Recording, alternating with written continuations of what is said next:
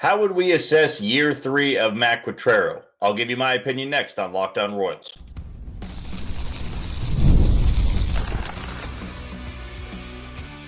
You are Locked On Royals, your daily Kansas City Royals podcast. Part of the Locked On Podcast Network, your team every day. You are tuned in to another edition of Locked On Royals in the Locked On Podcast Network. I'm your host, Jack Johnson, and you can find me on Twitter at JohnnyJ_15. That is at JOHNYJ_15.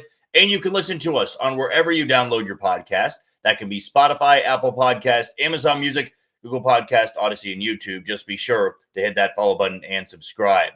For the first-time listeners wondering how this channel works, I bring you episodes Monday through Friday, 30-minute episodes in length. And during the season, we also have the Locked On Royals postcast, which is hosted by Chance Lebo, and he'll go to you live for about 15 to 20 minutes after the game. Before we get started, I want to tell you that today's show is brought to you by FanDuel. Right now, new customers can bet just $5, and if your bet wins, you'll get $300 in bonus bets to use across the app. So download the FanDuel app today. For the last couple of weeks, we have really put a focus on free agent talk, trade talk, maybe a couple of contract extensions the Royals could look into, prospects. We've pretty much maxed out a few of those areas that we have, tried to milk as much out of that segment or that episode as we could, but we're not going to keep going in circles and talking about the same players and the same positions of need until we get to maybe the winter meetings and we get more smoke around a player that the Royals might be interested in. So for these next couple of episodes, probably today and tomorrow, I want to take a look at the coaching staff. We still don't know if the Royals are going to have one or multiple hitting coaches to aid Alex Zumwalt. We know Matt Quatraro is going to be back. We know Brian Sweeney, Zach Bove, and Mitch Stetter are as well. So tomorrow, I might spin it more with Brian Sweeney and Zach Bove, and then maybe sometime next week we could look into some available hitting coaches that the Royals could bring in for a couple of interviews, and who knows, we might try to run with a couple of those segments.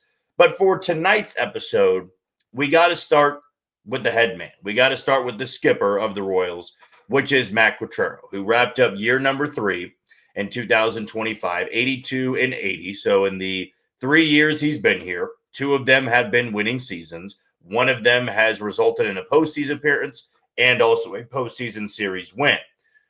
That is a tremendous jump for a manager in his second year. We also have to keep in mind here, Matt Quatraro was not a manager elsewhere before landing this gig. Maybe you'd feel differently about him if he had managed for a long time in the bigs, prior to Kansas City, 5 to 10 years of experience. But he just was a coach on the Rays coaching staff and also Cleveland and had spent time in the minor leagues as well. So what is the overall expectation for a Royals manager? And I feel it can be a little bit skewed because Ned Yost reached the mountaintop. He won a World Series, right? He also won 2 American League pennants. He won the American League Central one year. He took that core of players and did everything you could have hoped for from 2013 to 2015. Now, the end of it wasn't that great, but still, I feel it does put a standard in Kansas City that can be tough to match, considering that over the course of this franchise's existence, it has not been that poster team for stability and consistency. There's been a lot of losing baseball and a lot of managers that have come and gone, right? Maybe they had a couple of years, maybe they had 5 to 10. And for Matt Quatraro, I see him being more of that long-term manager in Kansas City.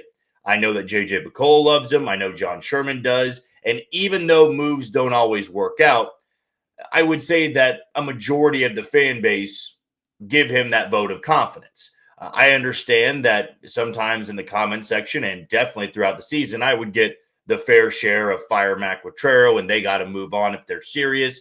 Here's where I'm at when it comes to Matt Quatraro and evaluating him after his 3rd year. This Royals team has now had back-to-back winning seasons. And when you miss the postseason, there's going to be disappointment. And I would imagine most of the team would say, in fact, all of the team would say, it was a letdown this year. We expected more than just 82 and 80. The good thing you can take from that is where the Royals are at. They are unsatisfied with a winning record. And at the end of the day, when you're building a winning culture, when you're trying to instill that consistency, you're not settling for this. Where I may, come on the show and say, I'm fine with the 82 and 80 season. I've got no issues with it. Yeah, they had some injuries, but for the most part, that was a fine season. It was an enjoyable season. But when you do get that taste of the postseason, that standard's going to change, right? First year for Matt Quatraro, they lose 106 games. The next year, they improve by 30 wins, which is crazy to think about. It was one of the largest jumps in baseball history.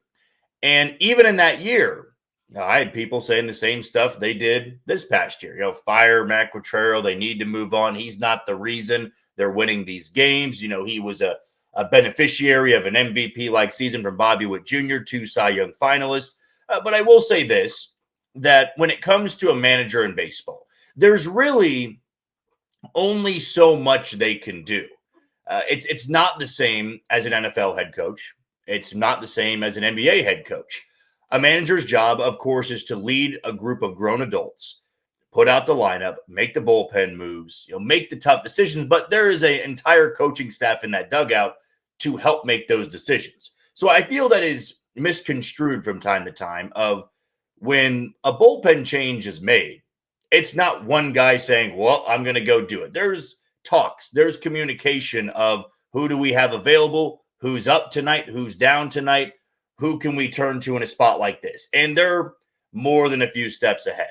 Those conversations can start in the third inning. If we get to this spot in the lineup, we're going to turn to this guy to the bullpen. We hope to squeeze X amount of innings out of this guy because we know our bullpen is a bit taxed, right? These are all things a manager deals with on a day-to-day basis. And I feel Matt Quatraro does that pretty well. Maybe an unpopular opinion because I know that the Royals had injuries, but that felt like a lot of people were pointing the finger at Matt Quatraro for the usage of some of these players and, he's the reason they're all hurt. Baseball has a bit of randomness to it, as we all know, right? Guys can get hurt. Guys are injury prone. You can have a guy with a clean bill of health, and then one day he throws, it doesn't feel right, and he's hurt, right? But I don't know if all of these injuries they had was a direct correlation of, their usage. Right. Maybe for some of them there are. I don't have that data in front of me to blame the coaching staff for some of these pitchers that had elbow injuries, had shoulder injuries. Sometimes in baseball, it just happens. And that's really not my job to review that aspect of it. I'm simply looking at what a manager does, the moves he makes, maybe the pros of it, the cons of it. I've personally not had an issue with the way he handles the bullpen. Right, because when a guy does his job, when a reliever does his job, we say, well, that was a great job by that reliever. You don't credit the manager, nor am I saying you should, right? But we can't pick and choose when it's the player's fault and when it's the coach's fault, right? If you all want it to be on the manager, right, if you're going to praise Matt Quatraro for making the right bullpen move and the guy pitches his way out of a jam, I guess more power to you. I know that's not how most baseball fans operate, but if you want to do that, you are more within your right to put the blame on him when he goes to a wrong player. I'm a big player supporter, but with relievers, if they don't do their job when they're called upon, I put the blame on the player because they're the ones making the pitches. They're the ones that have to execute. They have to locate. And so when it came down to bullpen management, that really wasn't at the top of my list of issues for Matt Quatraro. It really wasn't. To me, my issues more so sat with the platoon style of no matter what, you got to get these right-handers in to face these lefties and these lefties in to face a right-hander. When you don't have the depth for that roster, I'm not sure it's the best way of going about it. I would have liked at the end of the year for Jack Caglione or Carter Jensen to face those lefties more than they really did. And so that leads me back to the over-managing part of it. I believe there are times that there might be some over-managing. But these are also guys that are working together as one and trying to maximize the most out of the players they have. And I feel that we can all confidently say the Royals do not have a top 7 roster in baseball. It'd be much different if the Royals had a top 5 roster in baseball and went 82-80. They are very top heavy. We know they have good pitching, and a lot of that has been credited to the coaching staff. A lot of it, needs to be credited, or a lot of that credit needs to go to the players as well for taking that instruction and building on it. But I do know these players enjoy being coached by those in the clubhouse, being coached by those in the dugout. They really do. And that is an important part to this, because you are managing grown men for 7 to 8 months, sometimes longer than that. You can get to 9 months where you're dealing with the same guy over and over again. And he's not going to have the tactic of scaring you and belittling players or screaming and being a hothead. That's not who he is. And again, that's never something I've had an issue with. Some guys are more mild-mannered, and if you're not winning, if you're not getting ejected, the fan base may take it as, well, he doesn't care. And I absolutely know that he does care and wants to make the most out of this team in Kansas City. Not just this year, but the year after that. They want to build an American League powerhouse here. And I guess I should end by saying this. When you've had this inconsistency in Kansas City, and for a large portion of the franchise's existence, you have been a losing ball club. You have lost 100-plus games numerous times. You've been out of it early in the year.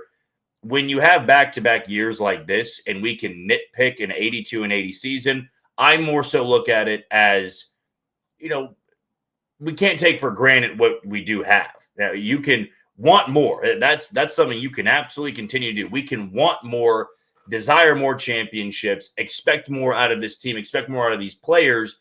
But that's also the beauty in it too, where now we can, not just, well, I'm happy we were competitive this year.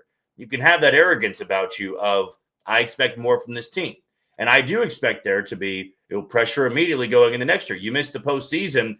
We expect to compete for an AL Central title. We expect to get to the postseason, and anything short of that would be a failure. But if you are somebody out there, a pessimist, you guys can always sound off in the comments. If you wanted somebody else, if you believe Matt Quatraro is the guy, he's not going anywhere anytime soon. He gets along well with the players. He's got a good relationship with those in the front office. Everybody seems to be on the same page. In this past season, there was inconsistencies with the offense, the lineups, the injuries. It all piles together. But what they went through was what a lot of competitive teams go through from time to time. You have a year where things just don't fall in your favor, but it's not like they went from the postseason to a 90-95 loss team. They were in it until September and then bottomed out. And if you're a Royals fan listening, I know a lot of us for years just said, man, if we can have a fun summer each and every year, I'll take it. But then when you get that fun summer, you want it every single year and then some. And I still feel that for the time being, right, back-to-back winning seasons, I believe Matt Quatraro can be that guy to get the Royals over the hump. I know that'll generate a lot of comments and a lot of fighting in the section over there, but feel free to have at it there. If you believe he's the right guy moving forward, let us know. If you don't believe, you also can express your opinion in the comment section below. We'll take our first break of the show. When we come back, Andy Rogers did a good article on the Royals and their base running issues. Bobby Witt Jr. actually spoke on it a little bit, so we'll touch on that next on Locked On Royals. You are tuned into Locked On Royals and the Locked On Podcast Network. I'm your host, Jack Johnson, and you can find me on Twitter at JohnnyJ_15. We got two sponsors we want to tell you about, beginning with Monarch Money. Let's be honest, most of us can't even name all of our financial accounts, let alone what they're worth. Between 401ks, savings, and investments, it's easy to lose track, and that can mean leaving money on the table. That's why I started using Monarch, an all-in-one personal finance tool that brings your entire financial life together in one clean, easy-to-use interface on your laptop or on your phone. Don't let financial opportunities slip through the cracks. Use code LOCKEDONMLB at monarchmoney.com for 50% off on your first year. That's monarch.com with code LOCKEDONMLB for half off on your first year. Also want to tell you about PrizePicks.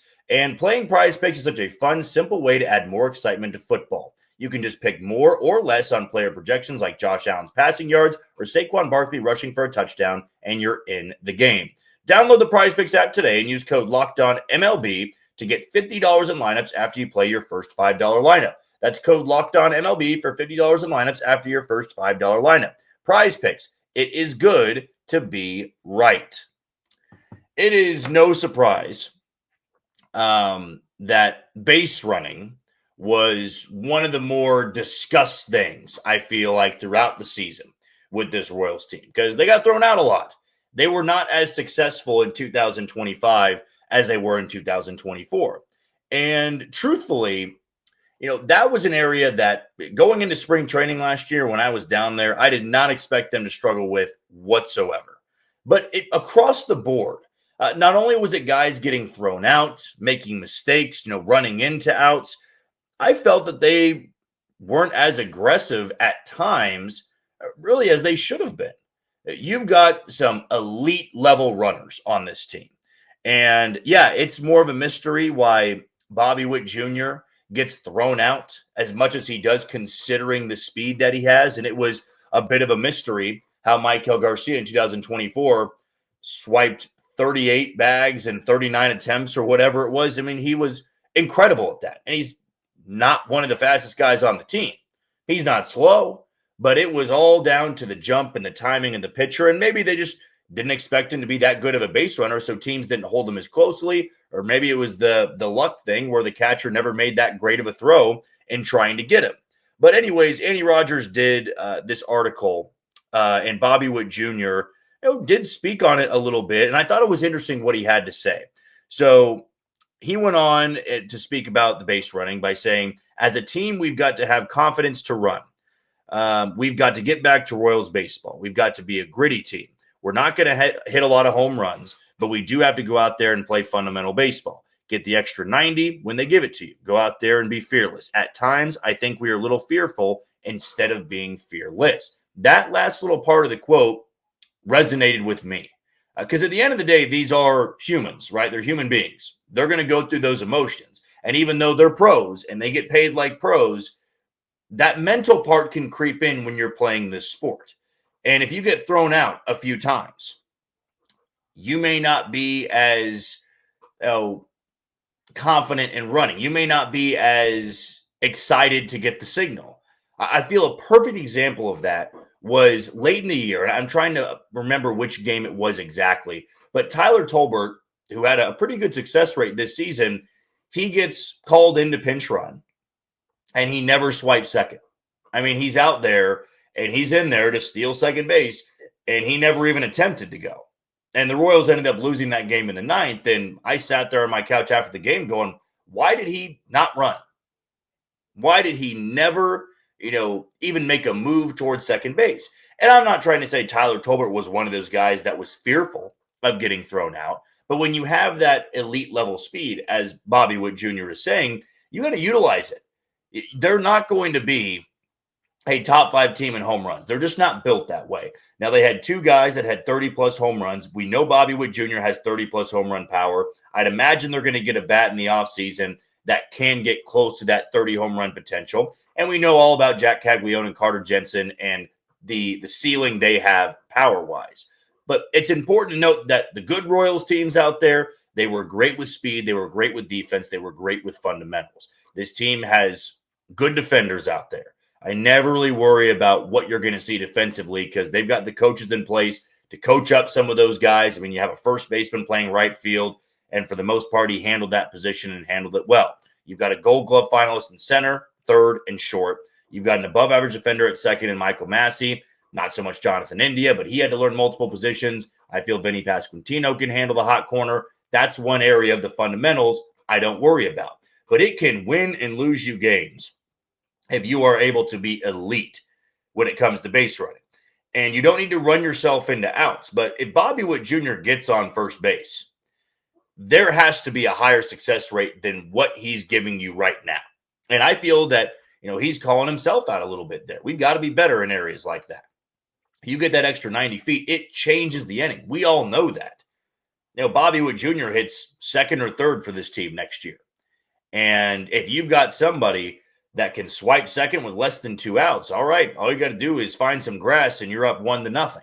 Maybe you tie the game and you can build on that lead. But to have, maybe 5 guys in that lineup that can run well, can swipe second base, maybe even can swipe third, that's what can be the difference in maybe this team picking up an extra couple of wins, which can be the difference in you playing in October and sitting your butt at home watching these other teams play in the ALDS and in the ALCS and in the World Series. This Royals team has to be better than that.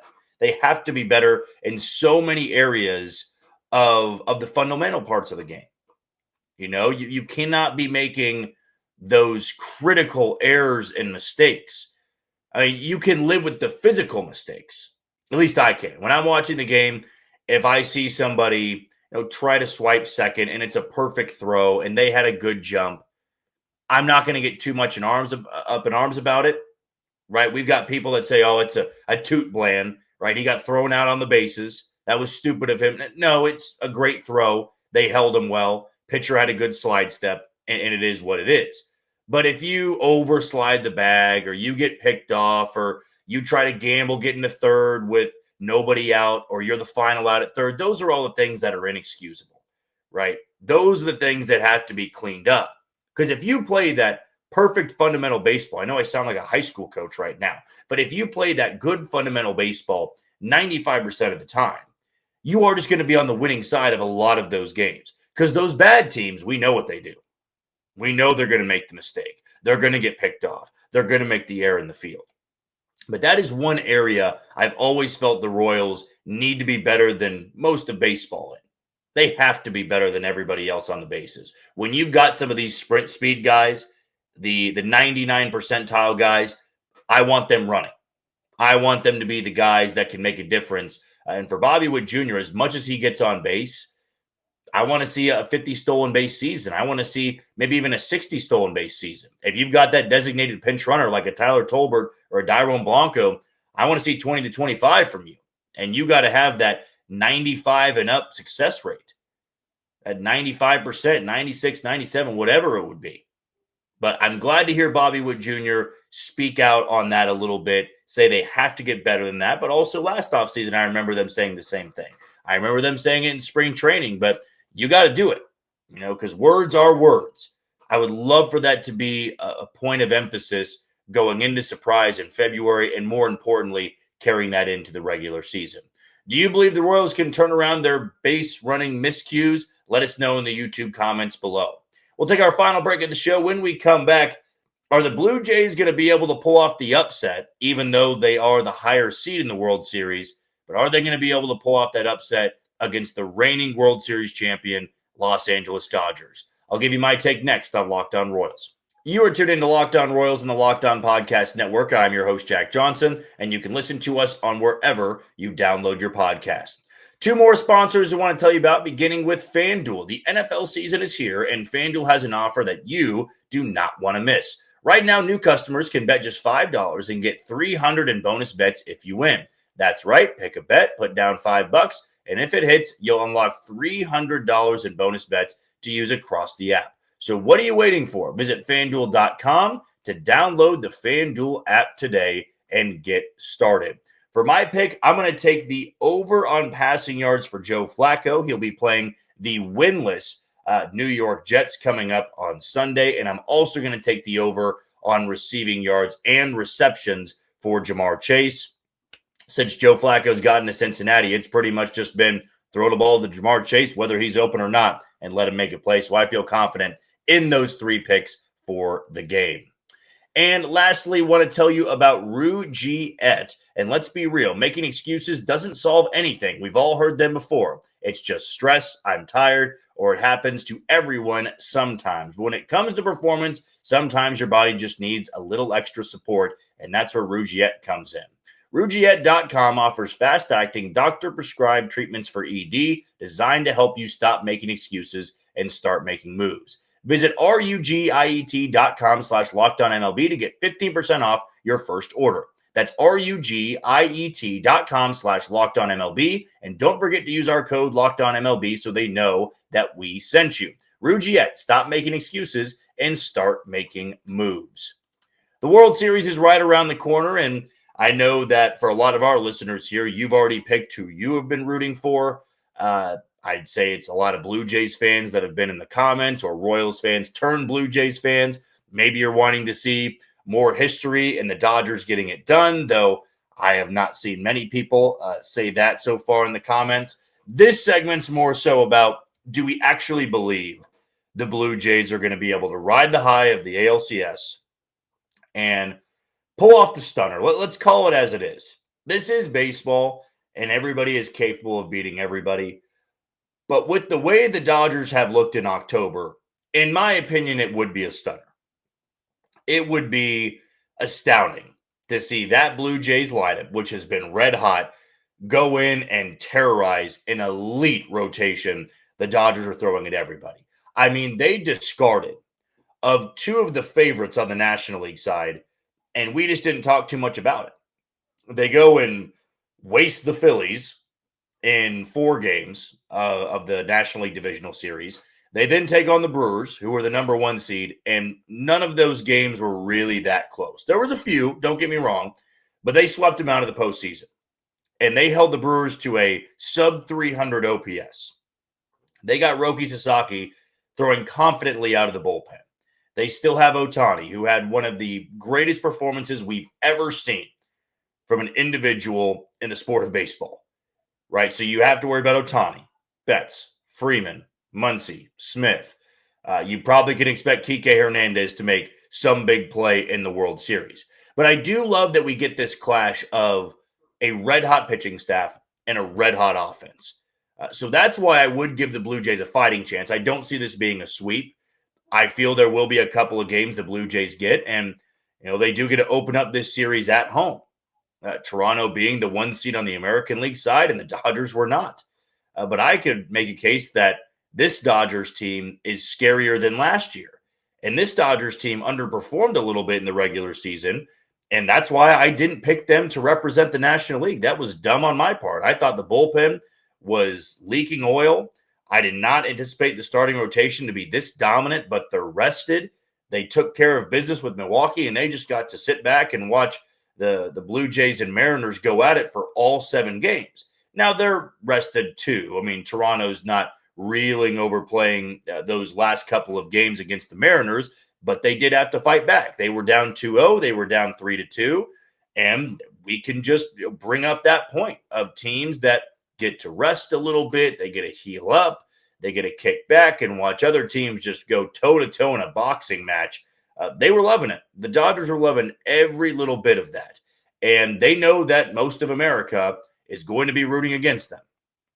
And for the Blue Jays, not that they are everybody's darling in the way that the Mariners would have been, and never being to a World Series, a lot of people are going to be pulling for Toronto, not just in Canada, of course, but in the States, because you don't want to see the Dodgers do what a lot of people feared was going to happen when Ohtani decided to sign with the other LA team.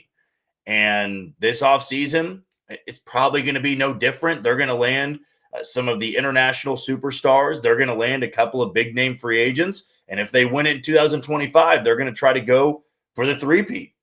And I see people calling out the Dodgers and, they're ruining baseball. Dave Roberts said, why don't we ruin baseball some more when he grabbed the mic at the podium when they won it in the NLCS. But you could even see with the Dodgers, when they won that series, they treated it like it was some game in June. There was no dog pile. I mean, they were excited, but it's just like they've expected to do this the entire time. And I'm sure they had that confidence, but it's one thing to actually do it, to dispose of some really talented and good baseball teams. And now they're going to be taking on the hottest team they've faced in the postseason. And the Blue Jays are, maybe that team that could be destined to dethrone the Dodgers. But to end my point here, because I've been setting it up and teeing up for my final answer, I kind of feel I'd be foolish to pick against the Dodgers in this scenario. I feel I'd be leaning in too much to the emotion of what I saw in Game 7 and going with Toronto, but disregarding that the Dodgers have lost 1 game so far. They've lost 1 game in the postseason. Never was an issue against the Reds. Didn't really expect them to have an issue. They fell behind 3-0 against the Phillies in Game 1 of the NLDS and never really looked back. Yes, that series got very close in Game 4, and if the Phillies would have forced a Game 5, maybe the Dodgers aren't here.